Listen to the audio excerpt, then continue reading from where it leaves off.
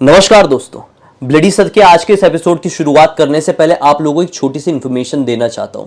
दरअसल पिछले कुछ दिनों से मैं काफ़ी ज़्यादा ट्रैवलिंग कर रहा हूं कुछ काम के सिलसिले में, इसलिए मैं ज़्यादा हॉरर वीडियोस नहीं कर पाया हूं और आने वाले 3 दिनों तक नहीं कर पाऊंगा। आने वाले 3 दिनों तक यानी कल, परसों और उसके एक दिन बाद यानी नरसों आप लोग हॉरर वीडियोस नहीं देख पाएंगे इस चैनल में, लेकिन आप लोग व्लॉग्स जरूर देख पाएंगे। ऑब्वियसली मेरे डेली लाइफ वाले नहीं, बल्कि कुछ ऐसे व्लॉग जो मेरी लाइफ से जुड़ी हुई कुछ इंपॉर्टेंट घटनाओं के व्लॉग्स हैं। हाँ, आप लोगों को देखने में बेशक मजा आएगा।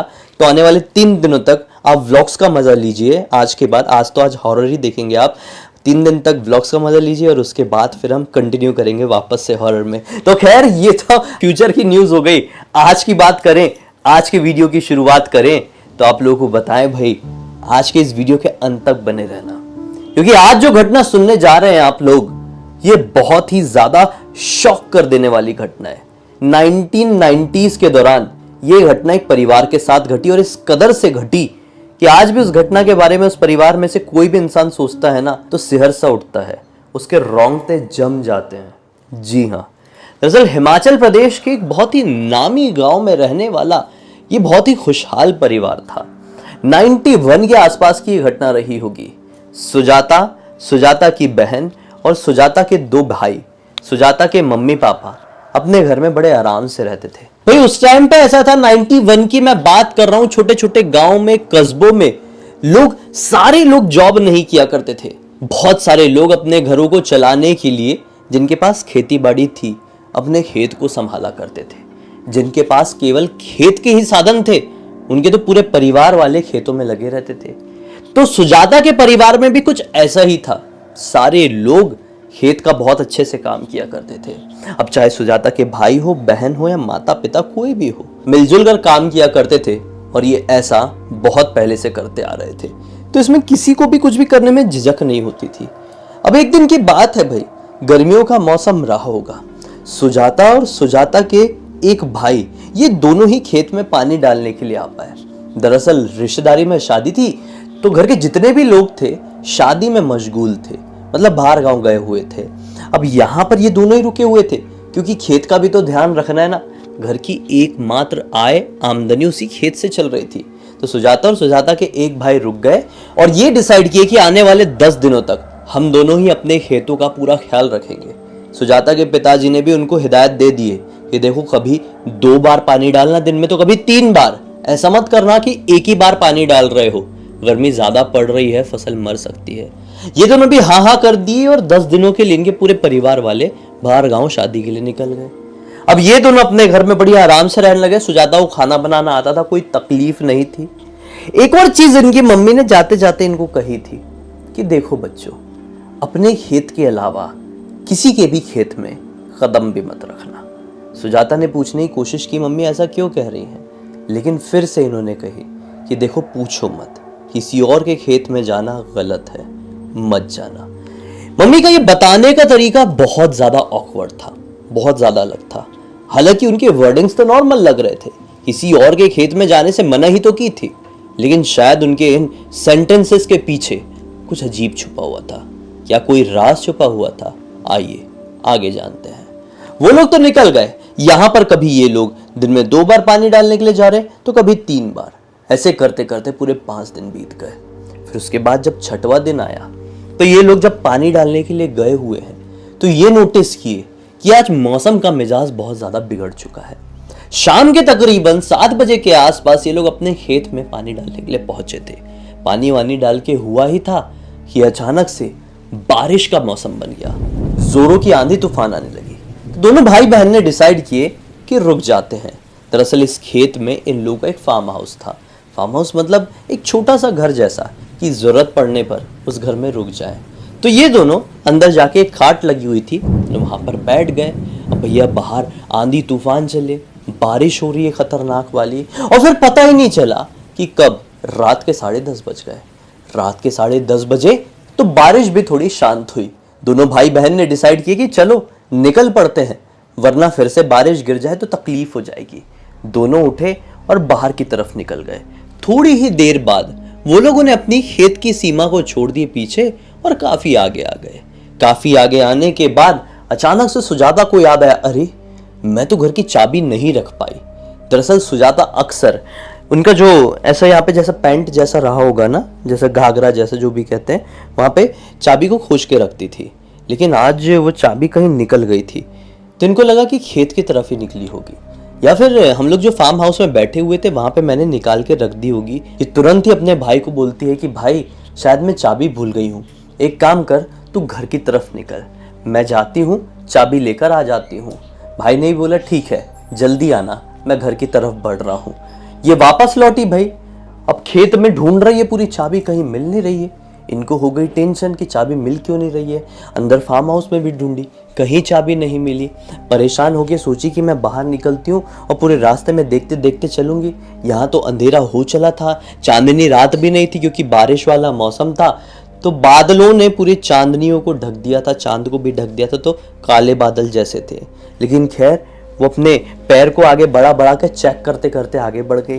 समय बहुत ज़्यादा हो गया था। एक तरफ उनका भाई अपने एक दोस्त के घर जाकर बैठ गया, बातचीत करने लगा। उसको भी टाइम का पता नहीं चल पाया और सुजाता यहाँ पर अपनी चाबी ढूंढने में लगी हुई है। समय बहुत निकल गया और फिर ये हुआ ना कि सुजाता को भूख लग गई। रात बहुत ज़्यादा हो चली थी, दोनों भाई बहन छोटे थे, समय का ज़्यादा इनको अंदाज़ा नहीं हुआ। सुजाता ने सोची भूख लगी है, मैं खेतों की तरफ ही हूँ, चाबी तो मिल नहीं पा रही है, खेत से ही कुछ तोड़कर खा लेती हूँ। अब जहां पर जिस जगह पर ये पहुंची थी अभी चाबी ढूंढते ढूंढते, वो एक ऐसा खेत था जहां पर ककड़ी लगी हुई थी। आपको समझता ही होगा, बहुत सारी लगी थी। तो सुजाता ने सोची जाकर ककड़ी तोड़ती हूँ और खाने लगती हूँ। ये बढ़ गई उसके तरफ, ककड़ी तोड़ के खा ही रही थी कि अचानक से सुजाता को एक औरत इनकी तरफ आती हुई दिखाई दी। सुजाता ने उस औरत को बड़े ध्यान से देखी।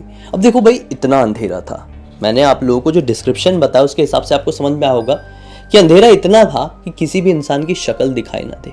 हाँ, ये जरूर समझ में आ जाए कि कोई तो आ रहा है। सुजाता को समझ में आ गया कि कोई औरत आ रही है। अब ये औरत कौन हो सकती थी? दरअसल ये जिनका खेत था वो कोई और नहीं बल्कि सुजाता लोगों के रिश्तेदार ही थे। जी हाँ, दरअसल इनके पापा के भाई के परिवार वालों का ये खेत था। सुजाता उनके ही खेत से ककड़ी तोड़ के खा रही थी क्योंकि सुजाता को लग गई थी भूख चाबी ढूंढते ढूंढते। भाई तो अपना दोस्त के घर जाके बैठ गया था, शायद सुजाता को यही लगा था, सुजाता को मालूम था कि भाई बेफिक्र होकर बैठ गया, कोई टेंशन नहीं इसलिए मैं खा रही हूँ। अचानक से सुजाता को उसी खेत में एक औरत आती हुई दिखाई दी और सुजाता ने तुरंत ही अपने दिमाग की सुइयां दौड़ाई और सुजाता समझ गई कि ये कोई और नहीं बल्कि मेरी भाभी है। जी हाँ, सुजाता के पापा के भाई के बेटे की पत्नी, सबसे बड़े वाले बेटे की पत्नी होगी, क्योंकि वही अक्सर ये खेत में आती थी, पानी वानी डालती थी। तो सुजाता समझ गई ये मेरे भाभी है, तो दूर से आवाज लगाती है, भाभी अच्छा हुआ आप आ गए, वैसे भी ना मुझे डर लग रहा था, मम्मी ने ऐसे किसी खेत में जाने से मना करी थी, अच्छा हुआ आई गई, अब साथ साथ में घर को चलते हैं। दरअसल हमारे घर की चाबी गुम गई है, आज हम दोनों आपके घर पे ही रुक जाएंगे। सुजाता ये बोल ही रही है लेकिन सामने वाली वो औरत रिस्पॉन्स नहीं दे रही है। वो धीरे धीरे करके और सुजाता के नजदीक आ गई। सुजाता ने सोची शायद मूड खराब होगा, बोलने का मन नहीं होगा, छोड़ो, ककड़ी भी खा के हो गया। बैठे बैठे 3 ककड़ी खा ली थी, पेट भर गया था। सुजाता खड़ी हुई, अब भाभी के साथ पीछे पीछे चलने लगी। सुजाता लगी हुई अपना कुछ बोलने में, शादी के बारे में बात कर रही है, मौसम के बारे में बात कर रही है, परिवार के बारे में बात कर रही है, पुरानी बातें कर रही है, लेकिन साथ में चलने वाली वो भाभी रिस्पॉन्स नहीं दे रही है। सुजाता को अचानक से ऐसा लगा कि अरे ये भाभी कुछ बोल क्यों नहीं रही है। इनकी तो अक्सर बड़बड़ करने की आदत है, जब भी घर जाओ तो दिन भर बोलती रहती है, आज क्यों नहीं कुछ बोल रही है। ऐसा बोल के सुजाता ने अचानक से उनके पैर की तरफ देखी। पैर की तरफ देखी तो पाई सामने वाली औरत के तो पैर उल्टे। सुजाता का दिमाग फिर गया, पैरों तले जमीन निकल गई। जितनी देर से सुजाता इस औरत को भाभी भाभी कह रही थी, भाभी समझ रही थी, अपने परिवार की एक औरत समझ रही थी, वो एक नॉर्मल औरत नहीं बल्कि हेड थी।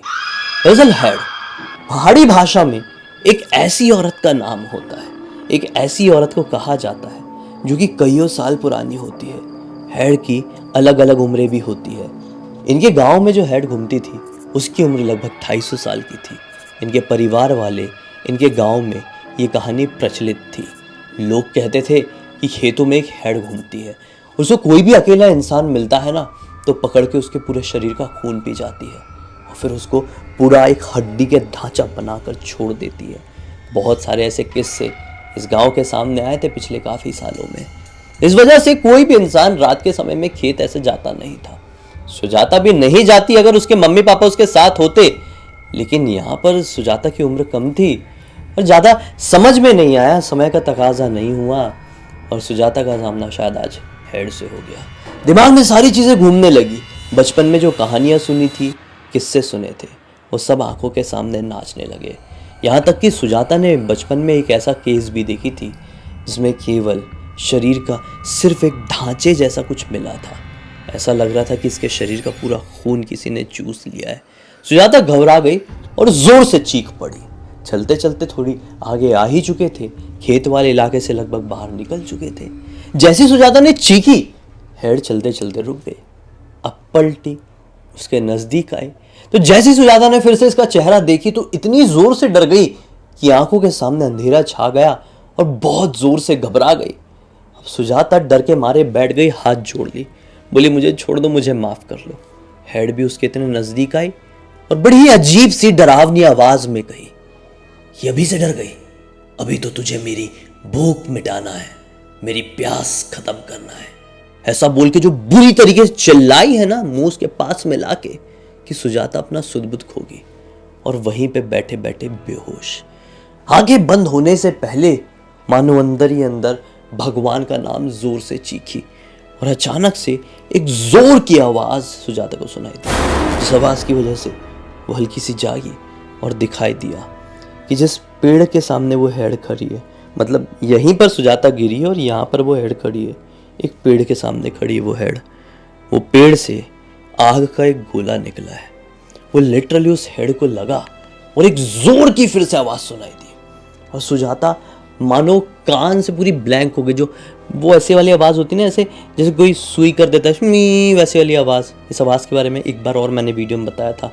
तो वैसी वाली आवाज़ सुनाई दी और अब ये इतनी ज़्यादा घबरा गई कि पूरी तरीके से ब्लैंक हो गई। सुजाता को ऐसा लगा कि बिजली गिर गई है, बिजली गिर गई है हमारे ऊपर और मैं मर गई, मैं ख़त्म। एक तरफ उसका भाई जो दोस्त के घर पे बैठा गप्पे लड़ा रहा था, परेशान हो गया कि सुजाता अब तक आई क्यों नहीं। उसने अपने दोस्त से कहा कि मैं बहन को ढूंढ के आ रहा हूँ, पता नहीं कहाँ चली गई है। उठा और ढूंढने के लिए निकल पड़ा। वो शायद दूसरे रास्ते से खेत की तरफ बढ़ा और वहाँ पर सुजाता उसको दिखाई नहीं दी। आसपास के बहुत सारे इलाकों को छाना, लेकिन वहाँ पर भी सुजाता मिली नहीं। रात का अंधेरा कह लो या फिर बचपना कह लो, ठीक से ढूंढ नहीं पाया, घबरा गया। अब जैसे तैसे करके उसने ये इन्फॉर्मेशन अगली सुबह तक अपने माता पिता तक पहुँचवाया। आस पड़ोस से किसी बड़े इंसान की मदद से घर वाले परेशान होते हुए भागते हुए पहुँचे हैं भाई। सुबह सुबह पहुँच के जब ढूंढा ढांड मचाए हैं तो सुजाता इनके कुल देवता वाले पेड़ के नीचे बेहोशी की हालत में मिली है। घर के सारे लोग समझ गए कि पक्का इसका सामना हेड से हुआ है, क्योंकि इस इलाके में वो घूमती है, सबको पता था। माँ ने भी कई बार इसलिए मना करी थी किसी और के खेत में कदम मत रखना। जैसे तैसे करके सुजाता को उठाए हैं, घर पे लेके आए हैं। गांव के डॉक्टर को बुलाए भाई। डॉक्टर उसे संभला नहीं, बोले शहर लेके जाओ। शहर लेके गए, हॉस्पिटल में एडमिट रही है। विश्वास नहीं मानोगे, 6 महीने तक ये होश में आ गई थी कुछ समय बाद, लेकिन 6 महीने तक इसकी जुबान नहीं खुल पाई। इसने अपनी बोलने की शक्ति खो दी। 6 महीने तक वो एक ऐसे सदमे में डूबी रही जिसकी वजह से सुजाता के बहुत सारे शरीर के ऑर्गन्स काम करना बंद कर दिए थे। घर के लोगों ने एक्सेप्ट कर लिए थे कि हमारी सुजाता को हेड ने एक बड़ी नुकसान पहुंचा दी है। लेकिन जब 6 महीने बाद वापस से सुजाता ने पहली बार एक वर्ड बोली तो उम्मीद की नई किरणें घर वालों के साथ जागी। फिर जाकर सुजाता ने सारी बात बताई घर वालों को, तो सभी लोगों के शरीर से काटो तो खून नहीं। बोले ये कौन सा चमत्कार हो गया, शायद हमारे कुल देवता ने सुजाता की उस रात जान बचाए। किस्मत थी वो उनके साथ थे, मासूम बच्ची को कुछ नहीं होने दिए। लेकिन आज भी वो हेड उस गांव में घूमती है और अकेले इंसान को अपना शिकार बनाकर और भी ज्यादा ताकतवर बनती है। जैसे जैसे इसकी उम्र बढ़ती है वैसे वैसे ये और भी ज्यादा खौफनाक, और भी ज्यादा यंग होती जाती है, जवान होती जाती है। कभी आपका भी मौका पड़े तो अकेले किसी भी अनजान गांव के अनजान खेत में मत भटकना, क्या पता आपका सामना भी किसी चलती फिरती हेड़ से हो जाए। खैर दोस्तों, अब तक वीडियो को देखे हैं तो लाइक जरूर कर देना, चैनल को सब्सक्राइब करके बेल आइकन दबा के ऑल के ऑप्शन में क्लिक करना, क्योंकि इसी तरह के हैरान कर देने वाले खौफनाक वीडियोस डेली आप लोग के सामने लेके आता रहता हूं। इंस्टाग्राम के लिंक इस वीडियो के डिस्क्रिप्शन बॉक्स में जाइए, क्लिक करके डायरेक्टली वहां पर पहुंच जाना। और इसी तरह की कोई भी कहानी, टॉपिक या जानकारी आप लोगों के पास भी है तो लिख भेजना। हो सकता है मेरा अगला वीडियो कल आप लोगों के हिसाब से बन रहा हो। तो चलिए कल फिर से मिलता हूं, तब तक के लिए बहुत बहुत धन्यवाद। आप लोग का दिन शुभ हो।